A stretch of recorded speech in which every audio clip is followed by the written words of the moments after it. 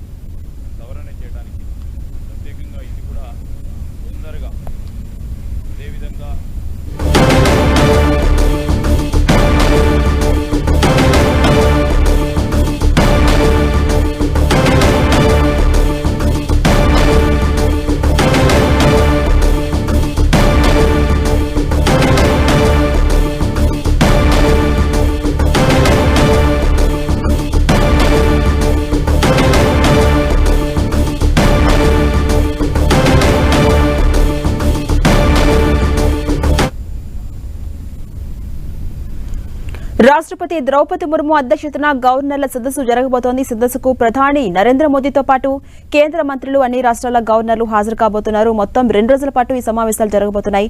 ఇక అప్డేట్స్ మా ప్రతినిధి ఢిల్లీ నుంచి గోపి అందిస్తారు. గోపి,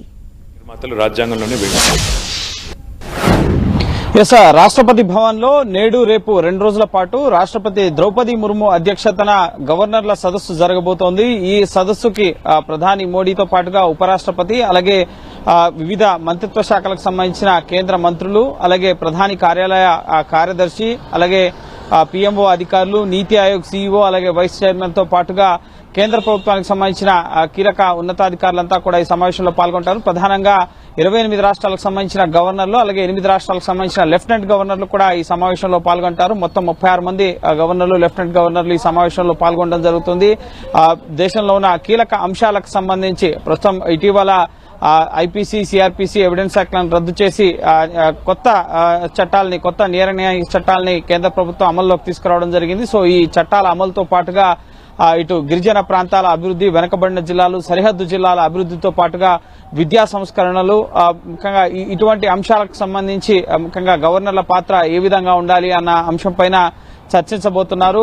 ఇటు రాజ్ భవన్ చాలా యాక్టివ్ గా పనిచేయాలి, అలాగే రాష్ట్రానికి కేంద్రానికి మధ్య విభేదాలు తలెత్తినప్పుడు, కొన్ని అంశాల పట్ల పరస్పరం ముఖ్యంగా విభేదాలు వచ్చినప్పుడు, వారు వ్యతిరేకత కనబరుస్తున్నప్పుడు గవర్నర్లు తమ అభిప్రాయాలను కూడా కేంద్రంతో పంచుకోవాలని చెప్పి ఈ సమావేశంలో గవర్నర్లకు సూచించబోతున్నారు. అలాగే ప్రజా సంబంధాలు మెరుగుపరుచుకోవాలని, ఆసుపత్రులకి ముఖ్యంగా బయట గిరిజన సంఘాలతో, ప్రజా సంఘాలతో ఎప్పటికప్పుడు మమేకమవుతూ విద్యా సంస్థలను సందర్శిస్తూ ఉండాలని చెప్పి కూడా గవర్నర్లకి సూచించబోతున్నారు. ఇటీవలే 9 మంది కొత్త గవర్నర్లని రాష్ట్రపతి నియమించడం జరిగింది. ప్రధానంగా ఈ సమావేశానికి ఏపీ గవర్నర్ అబ్దుల్ నజీర్ తో పాటుగా ఇటు తెలంగాణ గవర్నర్ జిష్ణుదేవ్ వర్మ కూడా ఈ సమావేశంలో పాల్గొనడం జరుగుతుంది.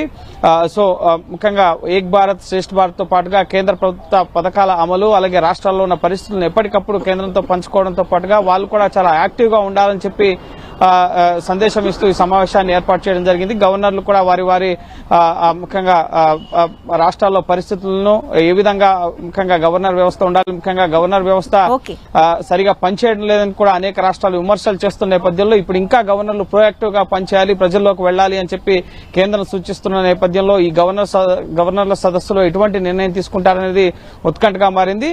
కొన్ని ప్రభుత్వ పథకాలకు సంబంధించిన అమల్లోనూ, అలాగే కేంద్ర రాష్ట్రాల మధ్య ఇటువంటి అంశాల పట్ల కూడా గవర్నర్లు కీలకంగా వ్యవహరించాలని చెప్పి కేంద్రం సూచిస్తున్న నేపథ్యంలో ఇటువంటి అనేక కీలక అంశాలపైన ఈ రోజు రేపు జరిగే గవర్నర్ల సదస్సులో చర్చ అనేది జరగబోతోంది. Right, thank you Gopi.